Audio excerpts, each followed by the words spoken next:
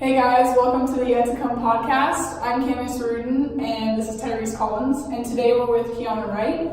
Kiana is a Grand Canyon University student currently working towards her nursing major. So for those that don't know anything about you or your story, share with us.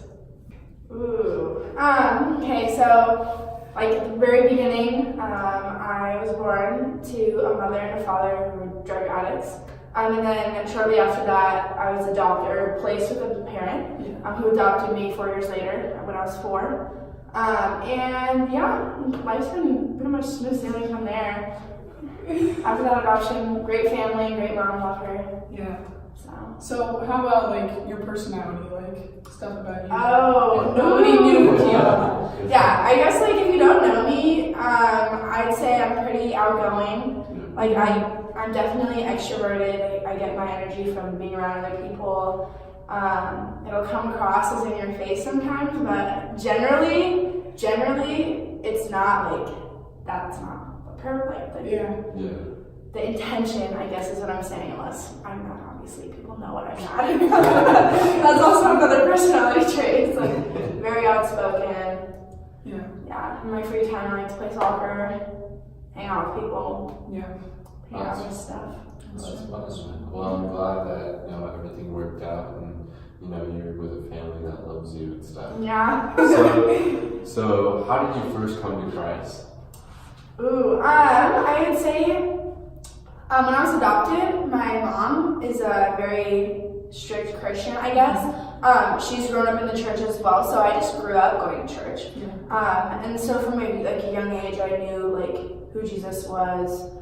The stories, all the Bible stories. I could probably recite you the Bible stories. Just from exposure. And I think my first moment that I really encountered Jesus for myself was middle school age. Because I know a lot of times for me personally too, I grew up knowing Christ from a young age because of my parents. And so discovering that for yourself and not just based off of what your parents have taught you and you've known since you were a little kid. So how did you step aside and say I want to know this for myself?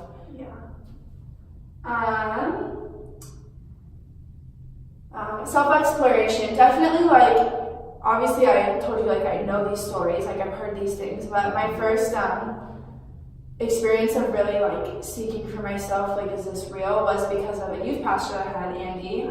He always said your parents tell you these stories because they care about you.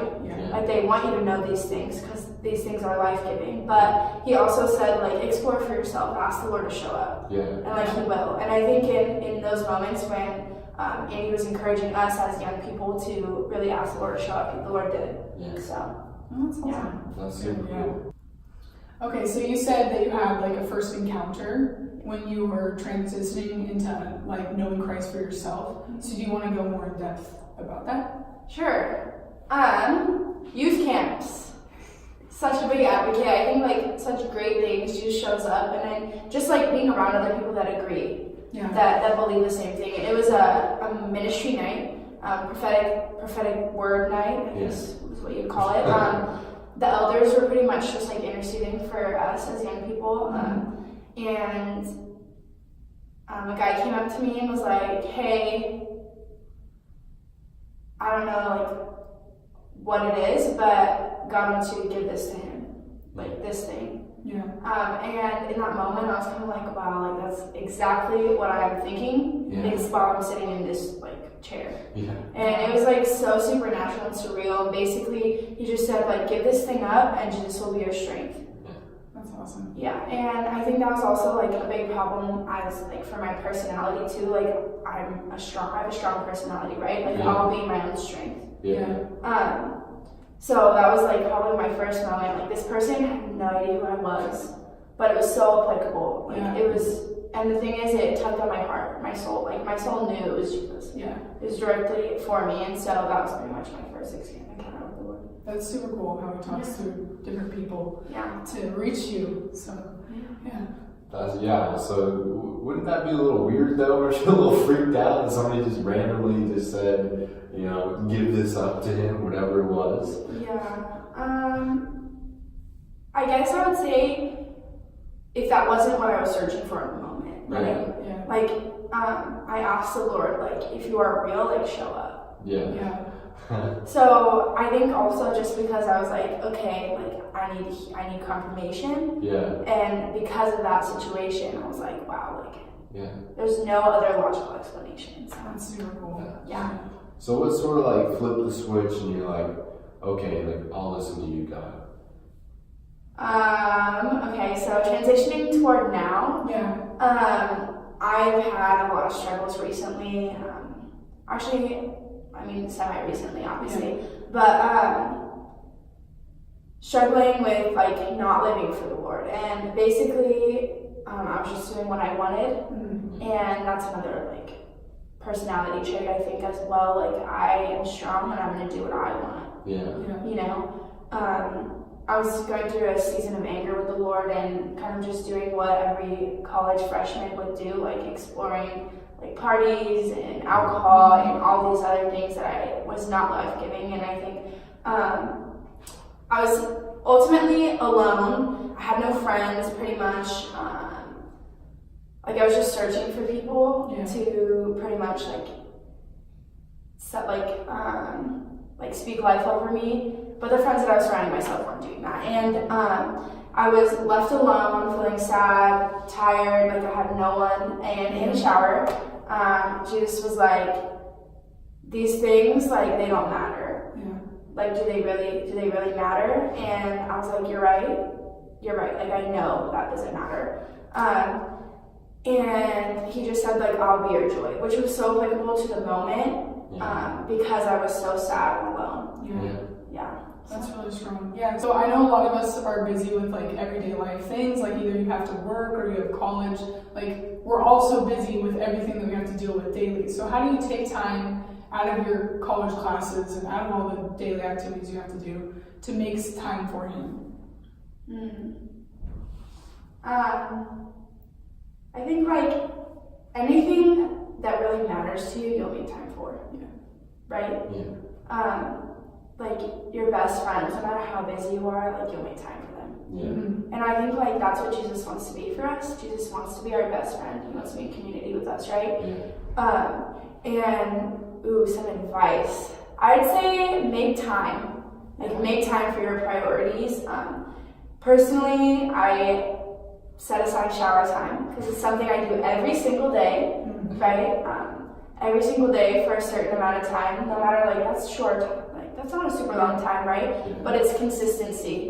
Relationship takes consistency, right? I can't just talk to you all day one day, go 3 months, and expect to pick up. Yeah. You know what I'm saying? And like through having consistent conversation with the Lord, I feel like my relationship has grown. And also you become more in tune, I think, also, because you're constantly listening. Yeah. And second, I would just say like, take a break from things. Yeah. Take a break from your phone, take a break from distractions. And I think the Lord commands us to rest, which is shown in Sabbath, Shabbat, whatever you want to call it. And so sometimes on Sundays, I've been trying to do this more regularly. Sundays, put my phone away for a while. Go to church, be in community. Community is super important as well. Whether that's in church or just around other individuals that believe. Community, That's super cool. So you said currently, like on Sundays, you're trying to put your phone away and stuff like that. That's a challenge. We're struggling with that. Everybody's so busy all the time. We need to learn to just relax sometimes. And it's true, but you feel so replenished. Right? Like after a break in school, you feel so replenished. It's so true. It's true. So like I was wondering, like, you know, what is your favorite verse? What is your favorite Bible verse that really like speaks to you? Ooh, I'm gonna actually pull it up for you guys, if that's okay. Yeah. It is in Romans 15. Okay, Romans 15:13 is my favorite verse, and I came across it because I bought a new Bible, and it was printed on the front, and I was like, oh, That's the best. Like, I love when Bibles have things on the front anyway. Sorry, Yeah, that's cool. Romans 15:13 in NIV, it says, "May the God of hope fill you with all joy and peace as you trust in him." And it goes on to say, "so that you may overflow with hope by the power of the Holy Spirit." Yeah. And I just think that's so powerful. And when I first read it on the cover of my Bible, I was like, the God of hope, that's who Jesus is. Yeah. Hope for humanity. Like, he came and gave me my salvation, right? I love that. Not with some joy and some peace, sprinkled here and there, Yeah. but all, like, overflow. Like, Jesus wants to give us our overflow. I Yeah. just thought that was so powerful. That is. That's awesome. That's so Yeah. cool. Thanks for sharing that. Yeah, that's so cool. I love how it says like hope, and then you're like all of it, all of it, not just some of it, Yeah. all of it. And it's so cool, like when we read verses and we actually like truly dive in, because you may have seen like, wow, that you may have drawn out that hope in the all, where someone may have read that and just brushed right over that and not seen it as, he is saying all. So it's really cool when we take the time, like you said, out of Sundays or whatever day, to take a rest, to read things like that, and to truly like dive deeper into that. So that was really awesome. That's super cool. So wrapping things up, what sort of advice do you have for people who are currently students or caught up in the hustle and bustle of life? I think going back to like what I said earlier, like relationship takes time and dedication, and I think like the Lord, not only will it help your relationship with the Lord, but the Lord delights when we take our time and give it to him, right? Yeah. So I would say like set aside time. Yeah. Like everyone has at least 10 minutes a day. Right when you wake up, right when you, like some part that can be built into your routine. I think routine is also really helpful. Yeah. Just because if once you do it for a certain amount of time, like it's just going to become natural. Yeah.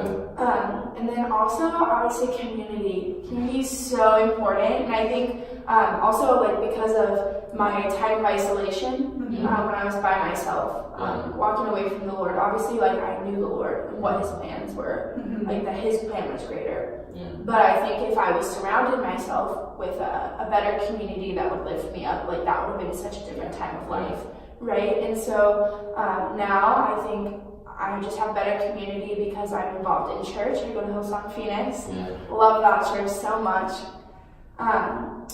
And because I'm involved with life groups here at this school, because we go to a Christian university. Yeah. And I think everywhere there's somewhere to get plugged in. Yeah. So, yeah. It's just about investing in yourself. That's super cool. Thank you, Kiana, for taking the time to share your story with us and your advice on Christ. It was really awesome getting to hear your side and your favorite verse, so thank you for that.